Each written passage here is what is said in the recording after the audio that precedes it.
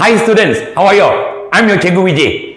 Hari ini Cikgu nak mengajar berkenaan dengan bab 3 tingkatan 3. Yes, chapter 3, form 3 chapter, which is consumer mathematics, matematik pengguna.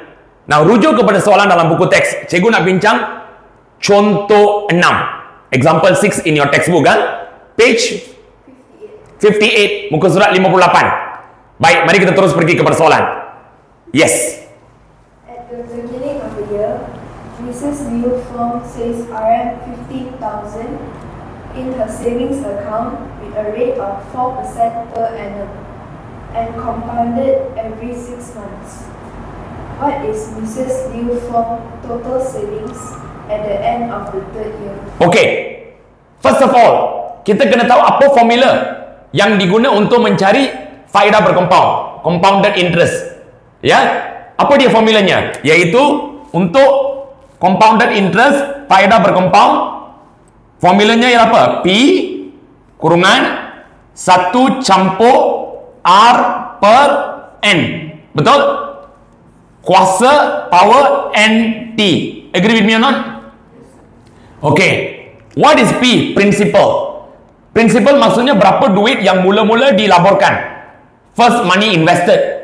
So in this case, berapa yang mengikut contoh 6? 15,000. Am I right not? 15,000. Next, masuk formula. 1 campur R. R ni ialah apa? Rate, iaitu apa? Kadar. Berapa peratus? 4%. 4%. Betul? Jangan lupa ya, 4%, 4 per 100. Kena letak macam ini. Per N. N ialah apa?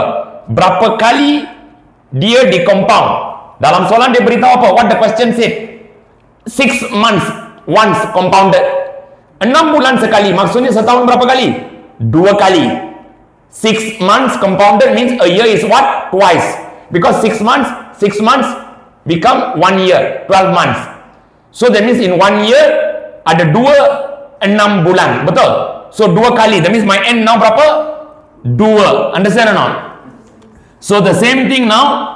Kuasa NT. So N ialah 2. Darab T ialah apa? Tempoh. Tenure.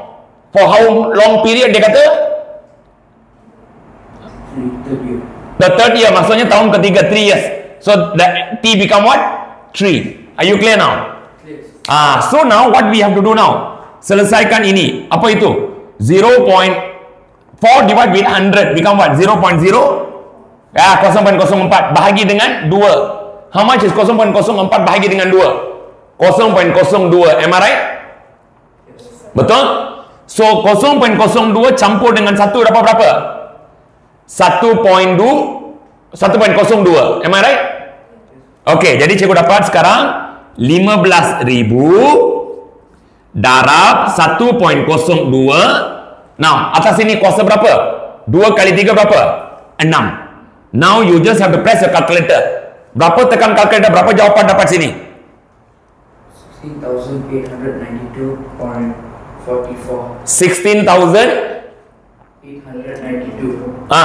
So kita dapat RM 16,892.44. Ini jawapan kita. So formula ini kalau you guna pakai, the final answer, jawapan terakhir yang kita dapat already apa? Principal campur dengan faedah. The principal already add with the interest. That means end of the 3rd year, pada penghujung tahun ketiga, inilah jumlah amount yang akan ada dalam account orang ini.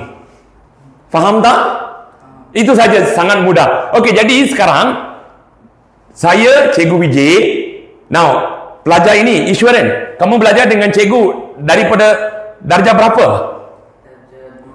You belajar dengan cikgu daripada darjah 2, betul? Sekarang kamu tingkatan 3. Sawarna, kamu belajar dengan cikgu dah berapa tahun dah? Since